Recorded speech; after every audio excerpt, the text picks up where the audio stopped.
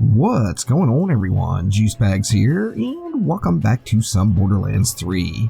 Now, there is just some insanely powerful Moze builds out there. I've been having a blast playing around with a few different ones, and one thing for me personally is I just love slinging grenades. There's just something very gratifying about it. It does take away from some of the gunplay in Borderlands 3. However, for me personally, I really enjoy slinging grenades everywhere. Now, for anyone that is a grenade thrower, whether you're dropping grenades like crazy automatically on Zane, or if you're throwing grenades with just ridiculous grenade regen on Moze, one thing I think most of us can agree with is you're going to almost constantly be getting some of that splash damage on you. So if you are a Moze grenade user, you've done basically one of two things. You've either gotten used to dealing with the splash damage, or you've done your best to avoid the splash damage, one of the two. So with this particular build, I am going to say let's embrace that splash damage and push our grenades to an all new height using an elemental projector artifact. Plus 183% damage boost for the element that you are currently under the effect of. Now, this is not going to be up all the time, however, you can self-produce it by shooting yourself, and just the splash damage alone is going to guarantee that you have a lot of uptime on this particular relic. Now, traditionally, of course, if you're using a shock grenade like myself, then you're probably going to go with something like the Transformer, which is going to give you 100% resistance, and you're going to just run through that shock damage and not worry about it at all. Now, what I did in this build was put together a reduced shock resistance and actually got it to 99%. So I have 99% resistant to shock damage, so I still do get that shock effect on me to proc that just amazing artifact in the elemental projector. Now, we're doing kind of a standard issue Moze build. We're going to start off by going all the way down to Phalanx Doctrine. I did take the shields, or pardon me, I did take the damage reduction and the gun damage. I did take the shields as well. We went into any of the kill skills we could. Drowning in Brass, of course, is very strong. And then we went with entering Iron Bear. Now, this particular point here is probably completely unnecessary. However, it gives you that last resort. If you need to jump into Iron Bear, you're going to instantly get your shield recharged. Now, of course, we've got the experimental munitions, where whenever Moze scores a critical hit, she deals bonus incendiary damage. This is going to be important as well, as a lot of times you're going to be under that incendiary effect, and this damage is also going to be increased by your artifact. Now, I did go into Behind the Iron Curtain to reduce the shield recharge delay, but mainly to increase the shield recharge rate, and then the Phalanx Doctrine, of course, the kill skill, where after killing an enemy, I gain a stack of Phalanx Doctrine, and for every stack, my maximum shield and gun damage are increased, and this does just run up incredibly. Now, of course, I didn't go all the way down in the Shield of Retribution, as I wanted to get all the way down to the bottom of Demolition Woman. So I went with 5 points into Fire in the Skag Den. We went directly into Means of Destruction for that splash damage, and then Torque Cross Promotion to get all splash damage dealt has a chance to double in size. Pull the Holy Pin. Moze's grenades have a chance to score a critical hit. I mean, enough said. Your grenades are now critting. This is a big one. I not only went into this one, but made sure I chose a mod that had points into this one as well. Now, the tank aspect of this build, the health regen is absolutely incredible. So I did go into Vampire to keep that just flowing. So the amount of self-healing that Moze does is completely absurd with this build. And once again, my mod is going to push that even further, getting it up to 32% of missing health per enemy hit. Now, one thing for sure, we generate grenades so fast, we certainly don't need this additional grenade capacity. However, we needed to put 3 points into something. I didn't want to go into anything Iron Bear related. I'm not using the Iron Bear very often, so I wasn't concerned about the action skill time. And once again, just staying away from Iron Bear related abilities. So this was the only place to put them. I'm not going to complain. Although we really don't need the extra grenade slots, we did need to spend the points.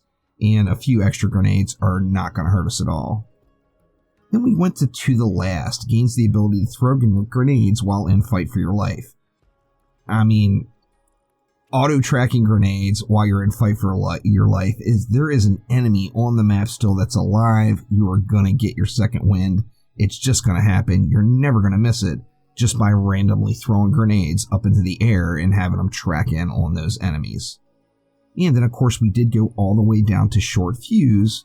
So whenever Moze deals gun damage, there's a chance of a secondary explosion centered on the target.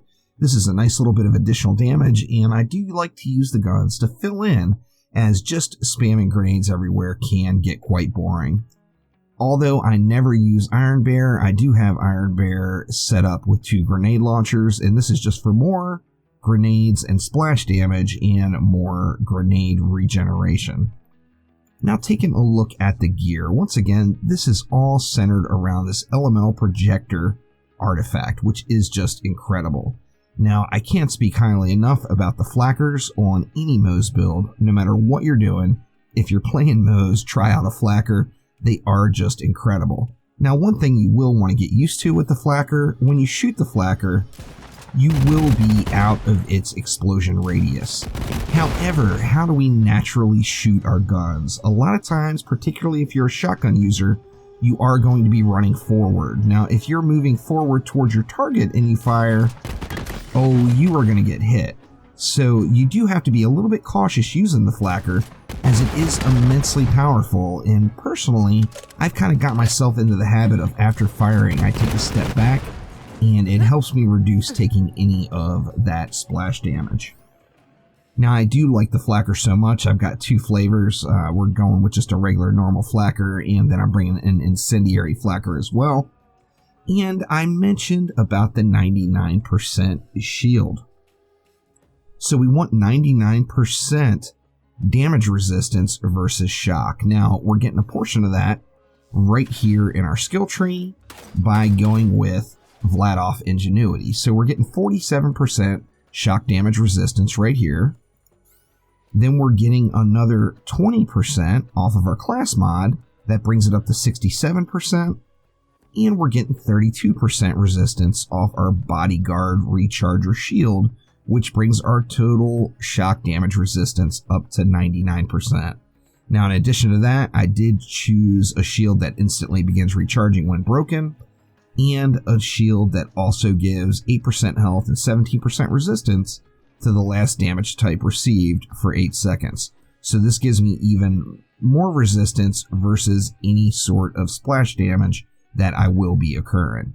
Now, with that 99% total shock damage resistance, just zerging through maps, you're gonna end up getting shock on you. So of course I want to use a shock grenade. I'm using the recurring hex. Any hex merv grenade with shock is going to work perfectly for this build. A recurring hex is a slightly better version, so if you get yourself a hold of a recurring hex, by all means go ham. A recurring hex will get the job done. And then mainly getting that blood-sucking Blessed Blastmaster class mod that's going to give you the increased splash damage up to 100%. Now, of course, this is up to 100% if Moze goes without reloading.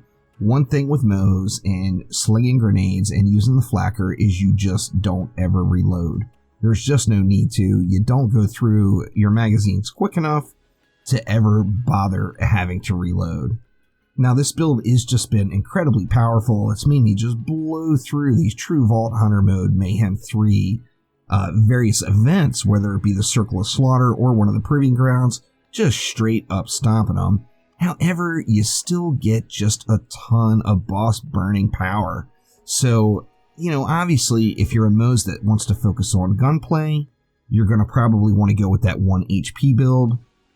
This is just an incredible Moze grenade build that does give you additional power and you get enough splash damage where if you choose your guns properly, your guns are still going to hit like a truck.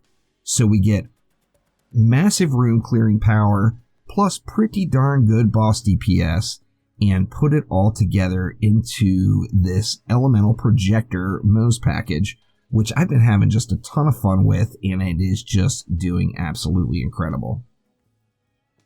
As I mentioned, there's just a ton of really great Moze builds out there. By all means, let me know down in the comments below what is your favorite way to play Moze, as she is just a blast, there's no doubt about it, and is quickly turning into quite the invincible splash tank, that is for certain. So thank you all so much for watching. If you like the content, consider clicking that like button and subscribing to the channel. I would appreciate it a ton. And swing back soon, as I will be back with more Borderlands 3. Thanks again, and I'll see you next time. Take it easy.